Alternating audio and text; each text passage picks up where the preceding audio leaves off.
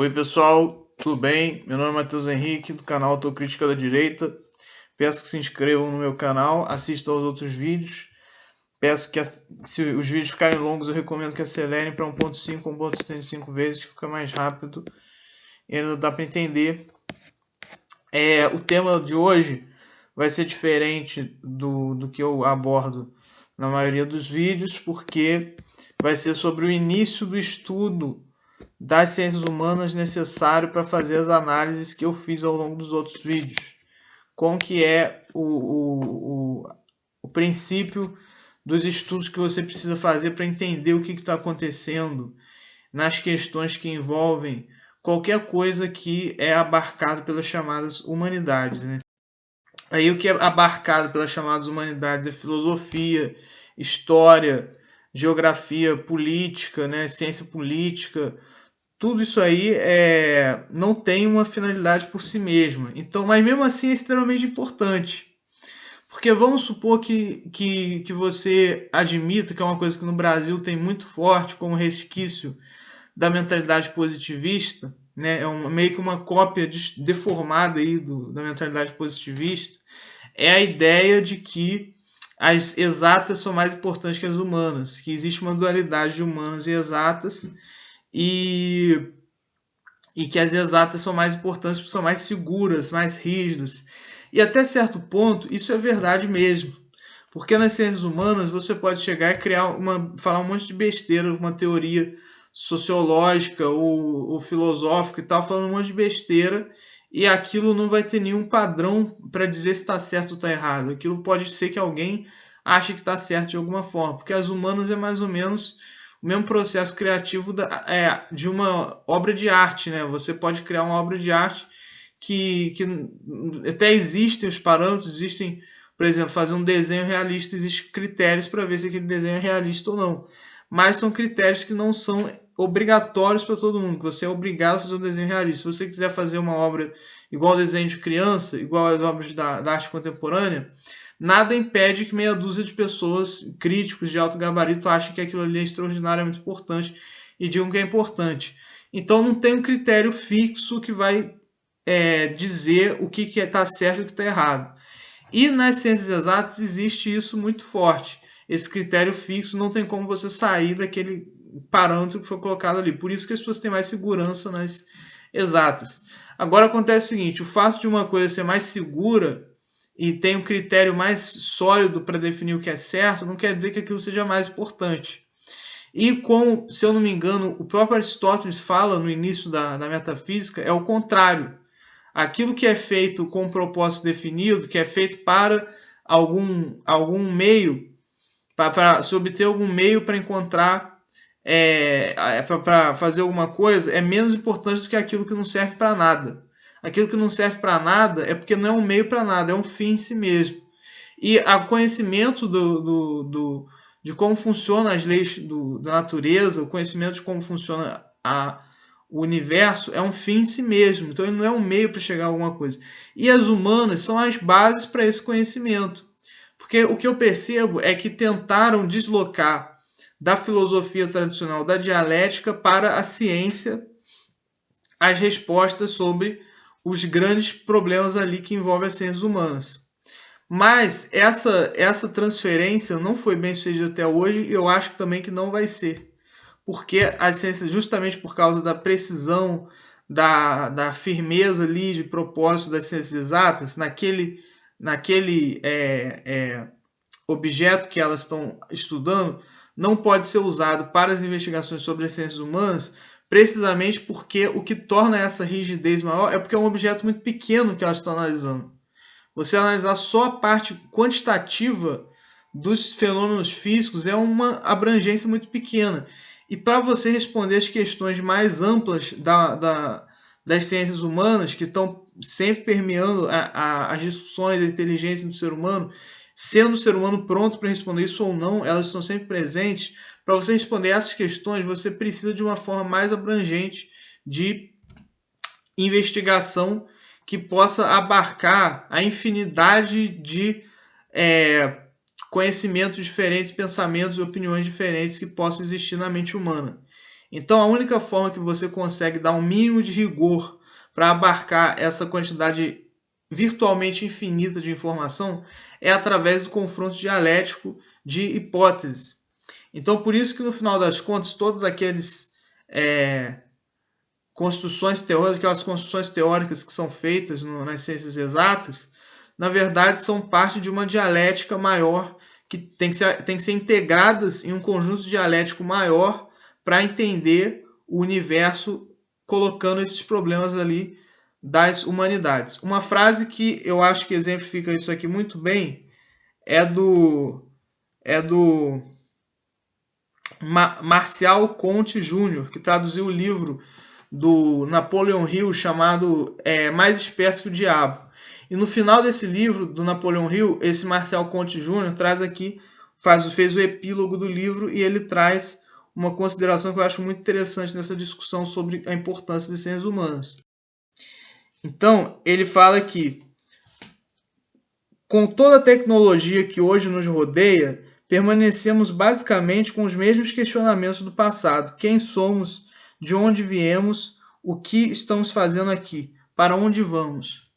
Então, assim, realmente, a técnica de aplicação das ciências exatas para investigar as ciências da natureza e para desenvolver tecnologias através desse conhecimento das ciências da natureza, mesmo não tendo uma ligação direta, eles desenvolvem tecnologia através do mesmo processo, que tudo isso envolve o domínio completo das ciências exatas. A humanidade progrediu por milhares de vezes nesse aspecto do conhecimento, mas em relação às questões básicas, quem somos, de onde viemos, para onde vamos, a humanidade não progrediu nada. E, na verdade, até regrediu, porque na época do Platão e Aristóteles, a maioria dos homens que pesquisavam sobre isso, aliás, eu não sei quantitativamente se você pode dizer que é a maioria ou não, mas eu acho que existia mais pessoas dedicadas a esse tipo de conhecimento na época do Platão e Aristóteles, porque eles tinham escolas, eles influenciavam a pessoa, do que hoje. Porque hoje em dia parece que ninguém leva a sério isso aí, só meia dúzia de religiosos que mesmo assim tem uma opinião muito parcial sobre a metafísica, que levam a sério a metafísica tradicional, que permitiria a melhor resposta sobre isso. Então, a questão é que como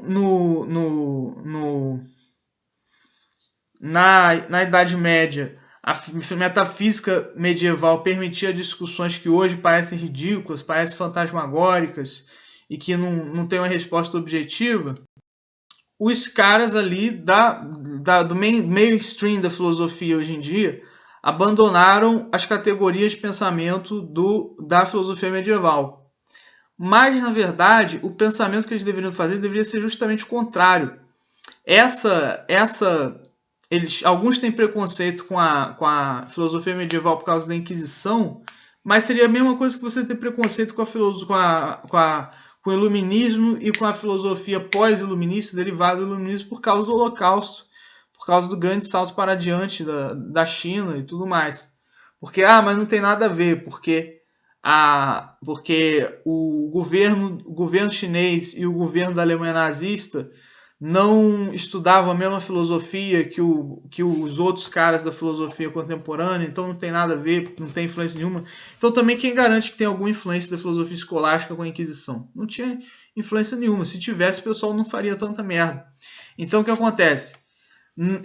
Esse argumento, e além disso, dá para você dizer que tem influência sim sobre as filosofias contemporâneas que pregaram ateísmo e materialismo com o governo da Alemanha nazista e da União Soviética, porque eles, principalmente a União Soviética, tinha uma inspiração materialista e a Alemanha nazista tinha uma inspiração do romantismo germânico, que era anti-intelectual, por assim dizer, que também é um filho do iluminismo. O iluminismo, paradoxalmente, gerou uma revolta contra aquilo que foi mais ou menos a sombra do iluminismo, que foi o romantismo, que foi muito forte na Alemanha e que originou umas bases teóricas do nazismo.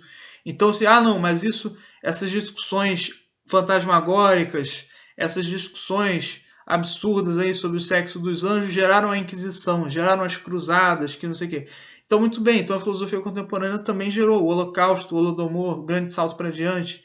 Então, você dizer que uma filosofia está errada porque ela teve consequências negativas é totalmente absurdo. Mas isso eu estou dizendo, nem sei se é um argumento muito usado, eu estou dizendo que é um tipo de pensamento que permeia a filosofia contemporânea. Eu vi isso muito claramente no livro Levando os Direitos a Sério, do Ronald Dworkin, que ele fala do tipo de metafísica que você tem que elaborar para definir o que é certo no direito. Que ele fala que simplesmente dizer o que é certo, o que é virtude, é uma coisa fantasmagórica, absurda. Então é justamente essas fantasmagorias, esses absurdos, essas cagações de regras, entre aspas, que existiam na filosofia medieval, é justamente isso que nós temos que retornar sob o risco de não existir mais discussão válida sobre o que é o certo, o que é errado, o que é o bem. E o que é o bem e o mal, e para onde nós estamos indo, de onde nós viemos, e todos esses tipos de discussões aí que o tradutor colocou muito bem nesse epílogo do livro do Napoleão Hill, que é quem somos, de onde viemos, quem somos, para onde vamos. É só através da filosofia medieval que você pode ter formas de pensamento que viabilizem as respostas sobre isso. Você pode dizer que não tem a mesma precisão das ciências naturais, beleza. Mas dizer que você está vivo, você é uma vida, também não tem a mesma precisão das ciências da natureza. E nem pode ter. Então, assim, você vai dizer que a vida humana não importa, pode sair matando quem você quiser, porque não tem como você provar por A mais B, logicamente, matematicamente, que a vida humana importa. Então, isso aí é absurdo. Pode até ter os caras iguais ao Hans Hermann Hoppe, que tentou criar uma forma que não depende de Deus, não depende da noção objetiva de bem, não depende da metafísica tradicional, é uma forma criada de forma meio kantiana, buscando as categorias a priorísticas da argumentação do ser humano. Como que você vai impedir que uma pessoa viole os direitos da outra, defender os direitos da outra? Pode tentar, mas vai ser sempre uma falha, igual esse do Hans Hermann Hoppe. Pelo que eu falo nos livros anteriores, dá para você ver que é uma fraude, é um negócio para enganar trouxa. Então sempre vai chegar num ponto que vai ser insuficiente que vão ser insuficientes as filosofias que foram criadas depois do Iluminismo. Então, por que as ciências humanas são importantes? Você vendo o mundo de hoje, você percebe que está acontecendo muita merda. A vida humana parece que não tem valor. As pessoas não têm o sentido da sua existência. E tudo isso aí envolve o conhecimento das ciências humanas. Então, por enquanto eu acho que é isso. Muito obrigado.